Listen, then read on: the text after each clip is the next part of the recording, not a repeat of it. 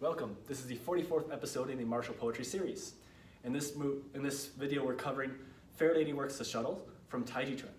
So we're mainly going to be looking at the Yang style variant, but I'll also show the Chen style variant just to compare and contrast.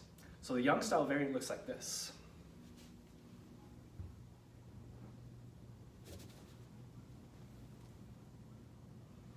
And the Chen style variant looks like this.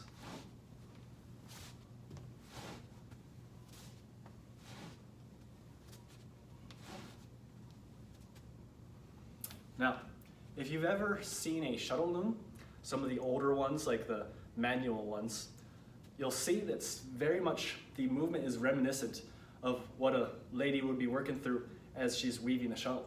There's kind of like this big bar that you move back and forth that weaves the things together, and then the backhand is making sure the strings are in the right place, right? So this movement, moving the thing back and forth, putting the strings in the right place. Same thing here, right? This is the hand that's moving this back and forth, and then this hand is weaving, right? So you got this whole machine kind of working together to try and weave clothing. Now, that's like the image that you're trying to convey with the full poetry, but what the poetry is trying to teach about the movements is the idea of the fair lady itself. So you want to think about like a fair lady, like not brute strength, very feminine, very small, very, not too strong. That's the kind of concept you want to convey to it. It wants to convey to you. So in this movement, what it's teaching is to work as feminine, not to think, I can overcome them by smashing through, right? That's not what this movement is trying to teach. It's trying to teach the subtle way. It's trying to teach a more internal way. It's trying to think more like, I need to redirect their force away from me, because if their force comes right at me, it'll crush me, because I'm a small woman and that's a big man, right? So it's trying to convey that idea. Even if you are a man, practicing this way helps you to learn to redirect force. So as their attack is coming in, I redirect it and I come in where they're weak, where they're empty, right? So that's the idea.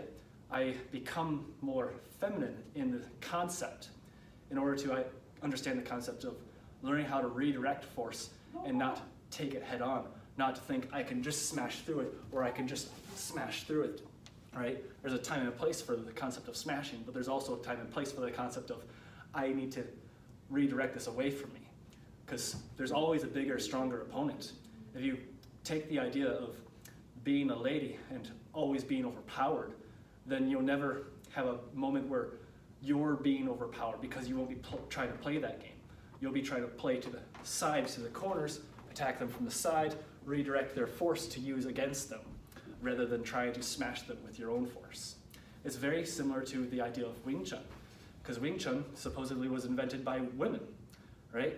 And so a lot of the scariest Wing Chun people that I've seen and met are all very soft to the touch. They're not trying to overcome your structure or anything, but you touch them, it's barely like they're there, and they just weave their way through. And as soon as you put force on them, they'll turn and start smashing you to the sides, right? So it's more sensitive, more soft, more willing to play angles, more willing to change, not trying to assert a technique on a situation where it's just not working, but willing to give up that technique for another one if it will actually win the situation. So it's this idea of the feminine. That's what the Fair Lady Works the Shuttles is trying to convey. So, hope you enjoyed. See you in the next video.